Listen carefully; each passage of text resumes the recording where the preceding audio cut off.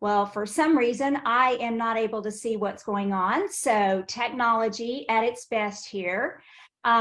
So anyway, I would like to welcome everybody to today's Beyond the Frame. It is our first one in 2023. So, and we're going to start off 2023 on such a great note. So I am so happy that you are all here today for our very first Beyond the Frame. It's with great pleasure that today Orly and I welcome Diana Collins, the #1 fan and mother of Los Angeles Dodgers number 50 and professional bowler Marcus Lynn Betts, better known as Mookie. Diana, yes. Welcome. Thank you so much. Thank you for having me. It is absolutely our pleasure. So Diana, I understand that you actually learned the sport of baseball and the competitiveness that your family actually holds so dear on a 104-acre family farm back in Paducah, Kentucky. And I read that your grandfather actually carved out a baseball diamond in the dirt because there were so many kids roaming around the farm and playing that in the spare time, y'all actually played baseball, and on the summers and the weekends, y'all spent a lot of time on that baseball diamond. And later on, you went on to star on a softball team or participate in a softball team in high school. And you too are an avid bowler. So I can definitely see how Mookie's professional journey got started and the influence that you've had. So we know how you got interested in baseball and softball. So let's start out by talking a little bit about bowling. Okay. So I went to an elementary school called Northside Elementary School, and it was probably 6 to 8 blocks from where I grew up. And they decided one day that they were going to take all the kids on the field trip to bowling, to the bowling lanes. And of course, I love sports, and so I'm like, oh, this is interesting. And I saw everyone else was just knocking down pins, but there was no consistency. We're like 6, 7 years old, whatever. And it was a field trip, but I saw some of these kids really, mastering, knocking down strikes. And I'm like, oh, this is a challenge. So, let me try this. And so that's kind of how I got started, through a school field trip. And then from that part on, I started a Saturday league. My first cousin and I joined a little league. And then at 10 years old, I won a state championship in Kentucky. So it was a challenge, but it was something that we did as a family, as a school. Mm-hmm. We didn't have a lot of money to go, but back then bowling wasn't very expensive. The parents would take the kids, and the kids would be on one end of the lanes, and the parents would be on the other end or whatever. But it was all in fun. I just started, as a field trip, started getting more and more liking it because, when it's raining or when it's cold, you can always bowl. So it was just one of those that I started doing. And then, as I'm a competitor, so I hear. So I wanted to get better, and so I just started practicing, and then we went on to the state championship in Louisville, Kentucky back then. And my first highest game was a 243, and I was really proud of that. And I still have that score sheet, 243. Well, you should be proud of that. That's good. That's good. And you're still bowling, am I correct? I'm still bowling. One of the things that Mookie and I decided when he was, and I think Mookie won his first tournament at 8 years old. And we always said, this is something that he and I could do together, whether I'm 8 or 80. So we try to spend time on the bowling lanes, because sometimes that's the only time that, bonding time that we have. Yeah. And so, we joke with one another and we compete, and I'm gonna beat him, and I tell him to give me 10 pins or, whatever, but it's something that we can do together, and we have fun at it. So we bowled in tournaments together, and that's kind of our bonding time. I have to bring this up because I thought it was so cool. When Mookie was small, you were enjoying bowling, right? And so you packed up the playpen, and I guess I can vision this, that Mookie's first exposure to bowling was through a playpen, right? Well, let me take you back further than that. The night before Mookie was born, Mookie was born, I bowled league. Oh my gosh. So I was 9 months pregnant on the lanes, and I kept saying my stomach is hurting. I think I have gas, or I just didn't, my first child, so I didn't know, but I actually left the bowling lanes about 9:30 or 10 o'clock, and they took me to the hospital right at midnight, and I had Mookie the next morning. So Well, he was. you immersed him in bowling for sure. Oh my goodness, what a Yeah. I was going to say, we don't have to ask how he got into it. Obviously, it was in the beginning. no. 100%. And then when he, was little and I had the playpen out there, because I wouldn't miss my league. I used to bowl like 3 or 4 nights a week. And, Mookie, my team was Mookie's family. And so we all took care of him. And so I started taking the playpen out there and his toys. And he just got into it because that's where he was, at least 2 to 3 days a week, if not 4, but mainly 2 or 3 days a week. Wow. So we get to hear a little bit about how you got into bowling. And I've heard this story because I told you when we first logged in, I said, I just didn't buy this for the interview. I'm a hardcore Dodger fan, so I'm excited to have you here today. But I want to know, and I've heard a little bit about this. I've heard it during a game. Joe Davis has mentioned it during one of the games, but that you have a little bit of a coaching career too. Can you let us know a little bit about that and how it led to actually Mookie playing baseball and to where he is today? Okay, so I actually coached softball before Mookie was even born. So I've been a coach and understood a lot of the softball, baseball aspects of, that specific sport. But Mookie was, and, when Mookie was born, we played every sport it was. I mean, he played soccer. So when he was almost 5 years old, he wanted to play. And at that point in time, we had been in the yard playing over and over and over. So he knew how to catch, he knew how to hit, and, he understood the game. And I said, well, we'll go out here and at least get on a team. And that's what we did. We went to this local park, and they were having tryouts. And they were actually assigning kids to teams. And of course, Mookie has always been undersized. So at that point in time, he wore an extra small shirt, extra small pants. And I had to have suspenders on his clothes to keep them up. That's how small he was. And so the coaches just thought he was just too little. And I said, they're 5. You're not trying to win a World Series. They're 5. Put them on a team. And he's like, no, ma'am, we have to balance out the teams. And I'm like, what are you balancing? They're 5. At 5 years old, you're learning how to listen. You're learning how to be a team player. You're learning how to work with other kids. You're learning other aspects of what life is going to be about other than baseball. I mean, if you're going to get that skill, you're not going to say you absolutely have it at 5. So I didn't understand what he was telling me. So I'm like, okay, whatever. I don't want to argue with you. I'm going to the next. So I went to the next coach. And it's like, oh, ma'am, I am so sorry. And I said, you haven't even given them a chance. I said, you're just listening to what everybody else. You have all these kids over here against this fence crying because you say they're undersized. Mm-hmm. What? I don't understand this. And I by that time I'm upset. Mookie's crying, and so it's actually true. I said, and to this day I wish I could remember the guy's name. I truly wish I could remember his name, but he wouldn't put him on a team. And I'm like, are you serious? And he was like, man, we're just trying to balance it out so we have a good league. I said, what's a good league at 5? So I went and asked, and I said, tell me what I need to do to start my own team. Because I'll pick up every kid over here that's crying because I want them to learn to be a team player, to listen to someone other than their parents. There's so much more to baseball at 5 than just hitting the ball and you're talking about you winning. That doesn't mean a hill of beans to me. So that's how I started the team.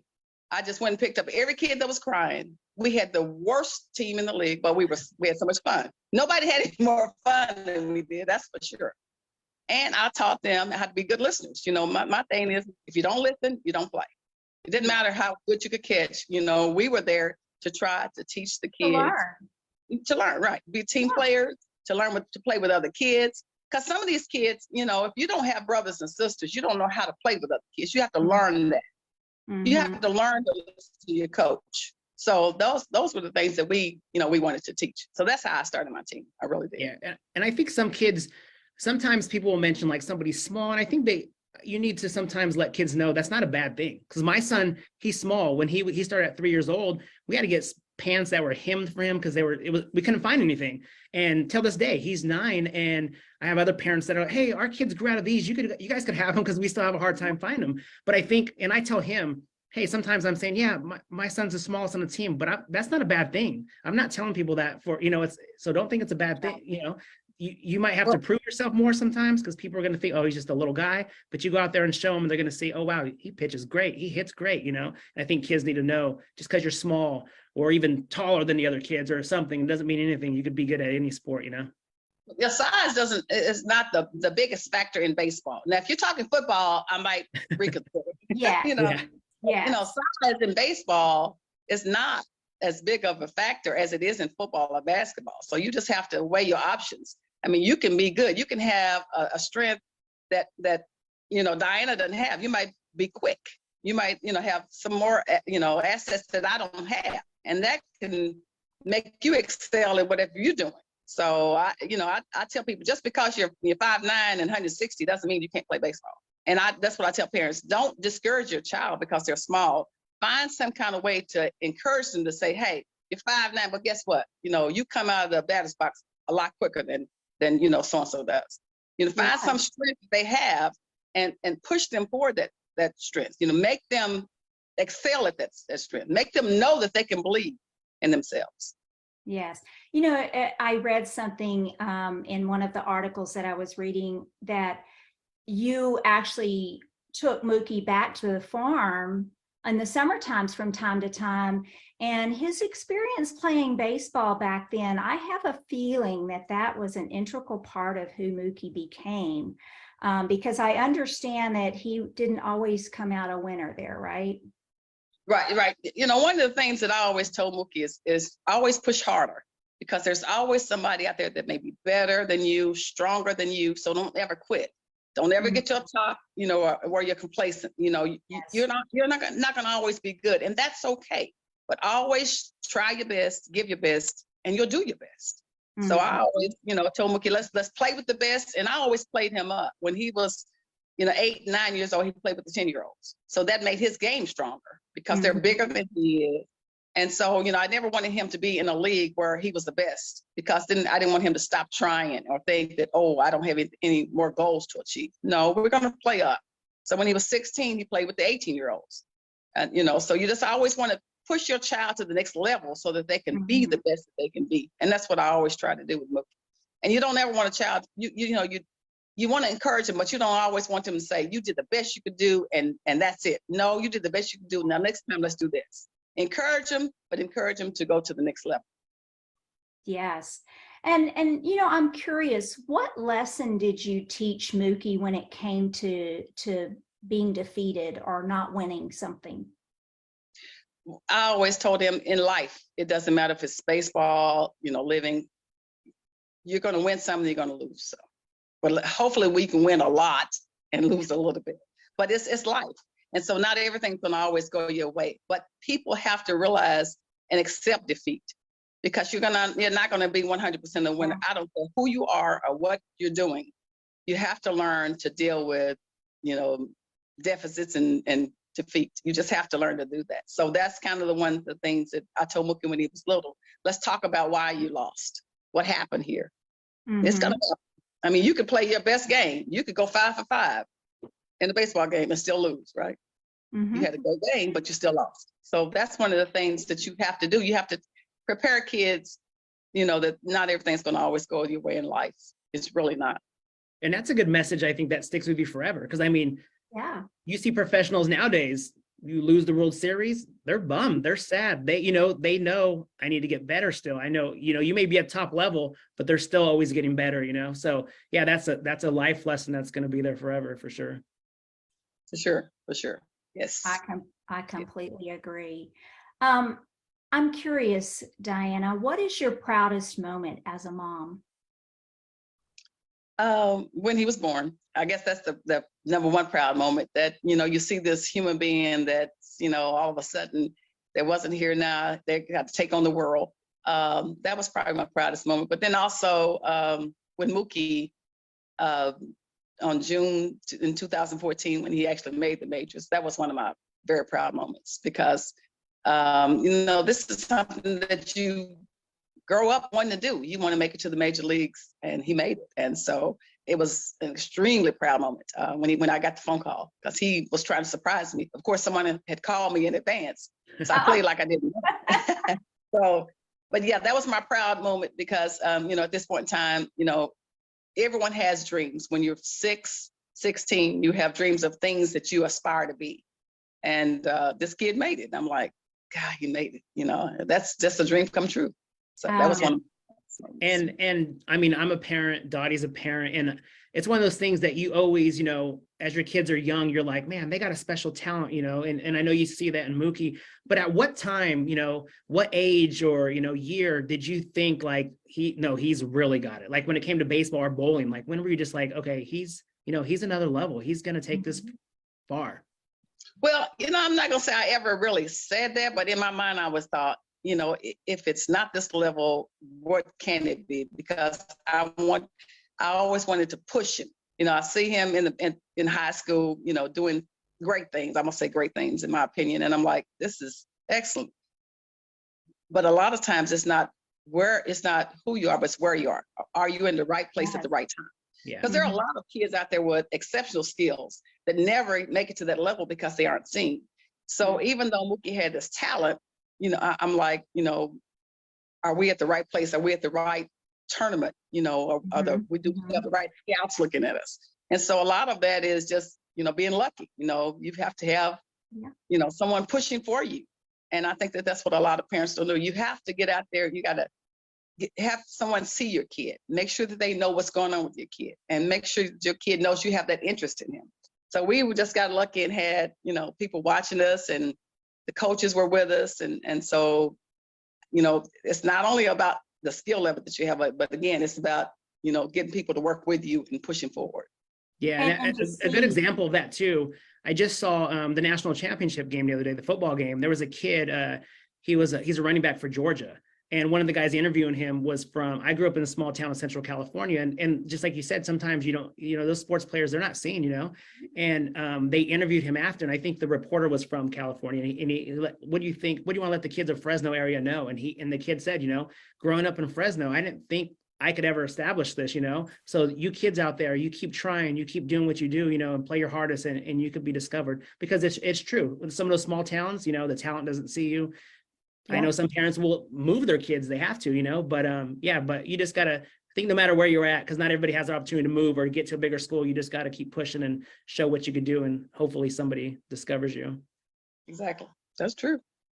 One of the things that I thought was really interesting is that you had a willingness to kind of withhold praise. So you were very careful about the praise that you gave to Mookie as he was growing up. And can you share with us kind of I think there's so much opportunity for our viewers to understand what that means, because that was a big part of getting Mookie through that process, I'm sure. Well, to me, there's a fine line in praising a kid and bragging on a kid, or making a kid feel like that they are above the line. So you don't ever want your child to feel like that they are, they don't have to follow the rules because they're better than someone else. So you want to praise him, tell him he did good, tell her she did good. Make sure that they understand you are doing an outstanding job, but also you still have to stay on them so that they don't get arrogant and not do what they're supposed to do. So there's a fine line with making sure that you praise them, encourage them, push forward, but you don't want to do that till they never think that they're doing anything wrong, because nobody's perfect. So I just think that there's a fine line in bragging on a kid and encouraging a kid. And what that fine line is depends on the circumstance. But I just do feel like that at some point in time, I always had to tell Mookie, you did this, but what about this? What happened here? Or is there something that we could have done different?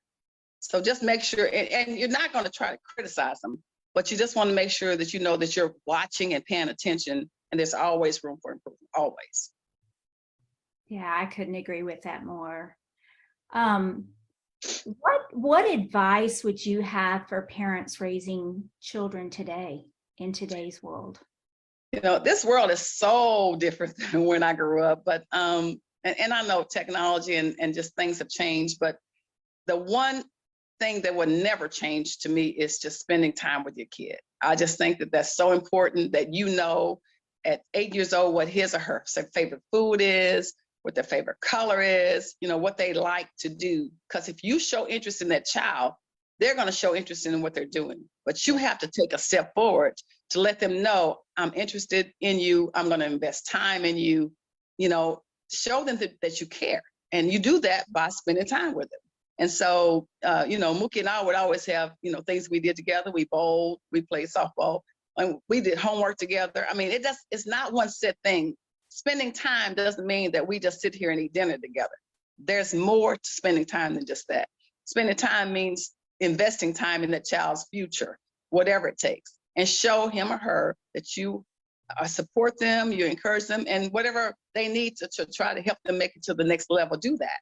And so that's what, I think that the world needs, is just more parents to spend more time with their kids, brothers and sisters, everyone. It's a family thing. And so my family, we're close bonded. And so that's, my first cousins are like my, brothers and sisters. We spent time together playing softball. They're the ones that taught me how to play basketball, how to play soccer, volleyball. My grandfather made sure we spent time together. And so that's important. Nowadays, half the first cousins don't even know one another. That's just unfortunate. But in my family, my grandfather was not having that. So I just think it's important now that parents spend time with their kids. Yes, I couldn't agree more. What words of wisdom can you offer for young people that are discouraged? Maybe they're afraid to take that step to reach for this, to reach for the stars, or to go after that dream because they're afraid of failing. That's a good question. I think part of it is, if you have someone that you can talk to, a coach, a pastor, a mentor, anyone, that's the first step. Talk to someone else to see what your vision is, and make sure that you understand what you're really asking. If you have a kid that has exceptional talent, then try to take it to the next level, which could be a college coach. Mm-hmm. Use your resources. Use your, as they say, hookups. Reach out to someone and ask a question, because there's nothing wrong with asking. The worst you're going to get is, I can't help you. Yes. Go to the next person. I did that when Mookie's coaching. Did that discourage me? No.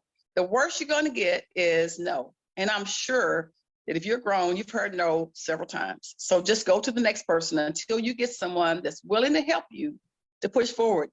You have to keep pushing. You can't quit. Don't quit. That's all I have to say, is don't quit. That's great. That's great advice to give any parent, or even any adult that maybe is a little bit hesitant to take that first step. So it's interesting. We have some of my colleagues that are fixing to be a first-time parent, and I know he's a little bit nervous. What advice do you have for that first-time parent? Well, I was that first-time parent. I only have one child. I can't say I was a parent that read books. Being parenting is about experience. It's about what you want to give to your child. So be a good listener, because not everyone's story is going to work for you. So you have to make your own story, but you can take other parents' ideas and kind of craft your own. But be your own person, and be a good listener, because sometimes people give you advice that it is useful. So you've got to craft your own family and make your own life for you. But be a good listener. Don't shut out and think you know everything, because there's a lot of people out there that are willing to help you. And so sometimes that advice may be useful down the road. So just be a good listener and ask questions. There's nothing wrong with asking questions. Nothing wrong with asking questions. Yes, I agree. And Orly, I think you were wanting to talk to Diana a little bit about the foundation. Am I right? Yeah, so I've seen, like, the foundation you guys do and work with, and I've seen, I know it's not always about getting credit for what you guys do, but I've came across a video before where, like, groceries were paid for everybody in the store by Mookie and the foundation and stuff. And I was just curious, can you let people know a little bit more about foundation and what you guys do, and if there's anything people could help with the foundation? So one of the things that we talked about is acts inspired by Mookie. And that's not necessarily all the time that you have to give someone money, but it's just a kind act. So when Mookie was in Boston, one of the things, and I'm sure you read the story, where we had David Ortiz had fixed Dominican food for Mookie, and we had so much left over that we didn't want to throw it away. So we fed the homeless. And so, again, that's not something necessarily that costs a lot of money. It's just an act of kindness. So we thought it would be good if, annually we could do something, any type of random act of kindness for someone. So, we've, like you said, we bought groceries for, a lot of the seniors and elderly in a impoverished area in Nashville. We've worked with the police department on buying bicycles. We've done several things. But what we like to do annually is to, try to help some economically challenged family or kid and seniors in whatever way we can. Sometimes that's financial, sometimes that's just, medical, providing transportation. So that's our goal, to try to give back in whatever way we can. And so we work through Make-A-Wish Foundation. We work with Pitching In for Kids. So we try to work with organizations to try to help, multiple people in whatever their needs are. And again, that's seniors, kids, families, churches. And our foundation is called Acts Inspired by Mookie 50/50 Foundation. So we're actually getting things started. This was our first event this year, working through the 50/50, just trying to, give back. We've partnered with other organizations in the past, but now we're branching out, doing things as our own foundation. So I'm happy off the air. If someone has a question, they can definitely contact me. But that's what we've done in the past. And I'm very proud of the work that Mookie's done here in Nashville. We've helped some extremely grateful families. I'm sure all are grateful, but we've helped some families, and it's really made a difference in, their lives and how I look at how blessed we are.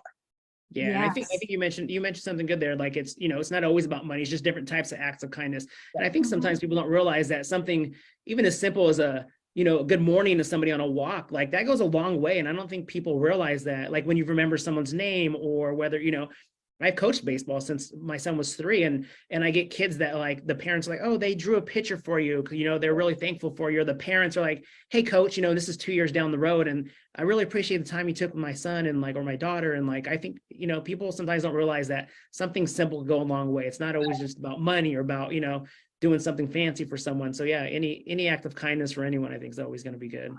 Yeah, you see people now that say that they're mentally stressed, and you see about suicide attempts. And again, that that goes along with what I'm saying, an act of kindness, because sometimes people just need that, to know that somebody cares. Mm-hmm. And so if that kid needs to reach out to touch and talk to me because they're having suicide thoughts, that's somebody I need to talk to, because I'd like to know why. What pushes a kid to want to kill themselves, or or stress or hurt themselves.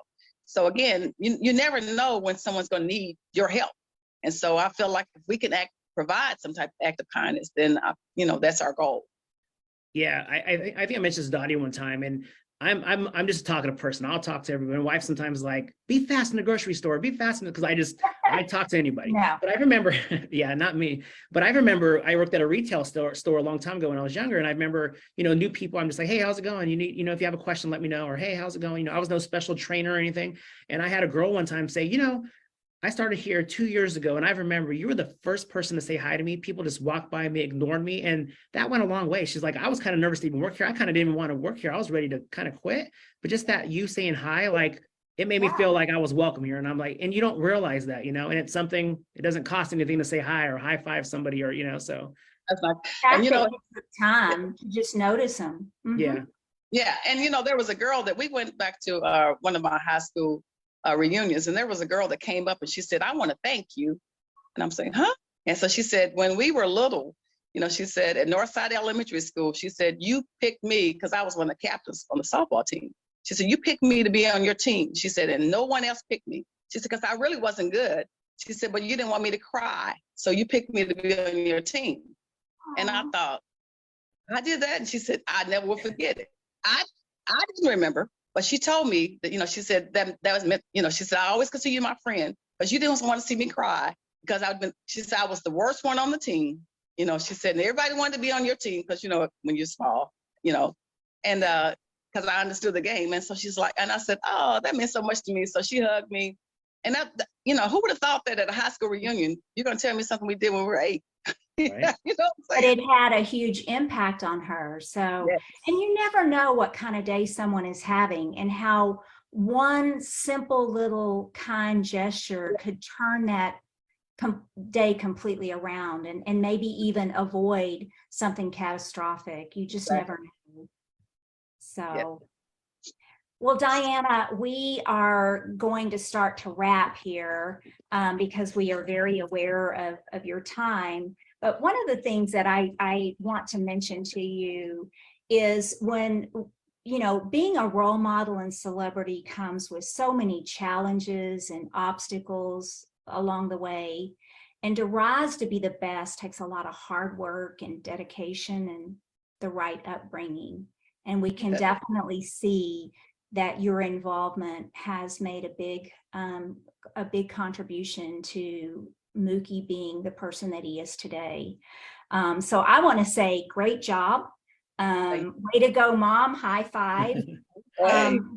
And your story and the journey with Mookie is so similar to another number 50 legend, the San Antonio Spurs, Admiral David Robinson. And I know I shared this with you on one of our recent calls about the similarities between the two number 50s and how you reminded me so much of Frida Robinson. And the Robinsons too were very involved in David as a child all the way up through his career. And there's just so many similarities. So what you were saying is just perfect. And I shared with you at that time, Diana, that there was an outstanding book that I just loved. It was actually called How to Raise an MVP. And I don't think you can see it on here. But let's see, how's this? Okay, How to Raise an MVP, right? And as you can see, it's got Frida and Ambrose Robinson along with the Admiral. And I just wanted to share with you, Diana, that Ambrose, who's fondly known as Pops, has personalized a copy of this book. Very nice. I love that. Thank you so much. And I will be getting this sent to you in the mail. So I hope you enjoy reading it. And you guys are just so much alike. And for me, it's been a real pleasure getting to meet you and hear your story. And I know that you probably hear this a lot, but you have done an outstanding job. You have a son that is definitely, I can only imagine how your heart swells when you see him on the field and see him in the community doing all these wonderful things for the different people that he has come in contact with. So thank you very much for everything that you do. And before we leave here today, I just wanted to ask if there was one takeaway that you could leave our viewers with today, what would that be? What message do you want to leave our viewers with? I guess it would be something I said earlier, and that's don't quit. Just don't quit. I mean, that's it. It's two words, but they're so powerful. Yeah. So just don't quit. Invest some time in your child. Just stick with it. And if you need some words of encouragement or something, just call me. Call me. You're awesome, Diana. Well, Diana, I got a message for you that you need to take to Mookie. Okay, you tell him that Dottie and Orly we're reaching out. We're gonna get him on this show, Beyond the Frame. So when he sees me tagging him in Twitter or Facebook, tell him he's eventually got to come on here and talk with us. I'm gonna take it one step further. We may even have to take Mookie on in bowling, even though Orly and I are not good. We will definitely take him on. We'll bring him up to Richmond maybe and take him in MTL on some of the fancy lanes and take him on. But we are inspired by you. We are inspired by Mookie, and we appreciate what you do for sports in general and bowling. And I want to say, keep on going on that bowling. Yeah, have to. Yes, absolutely. Well, thank you so much. And if there's questions that, maybe someone has, please, don't feel free to reach out and let me know. I'm always open and love to talk to people. So, I don't have a problem with that at all. If there's something more that I need to provide information-wise, resources, if something, someone has a question about how to do something, feel free to let me know, please do. Thank you. I just had a question that just came in on my cell phone. It says, are you still bowling? Absolutely. Okay. What's your next steps with bowling? What's your goal? I've never shot 800, 797. So 800 is my goal. Okay. I've only had 3 300s. So, but my 800 is my goal. Well, I mean, you know, I I'm can just- definitely tell there is a competitive gene in there. Now I know where Mookie gets it. Oh, well, thank you, Diana. You have a wonderful afternoon, and we will keep in touch. I will get with you and get you this book as soon as possible. Thank you so much, and you all have a great day. And thanks for, I appreciate the inviting me. Thank you so much. Absolutely. Okay. Bye-bye.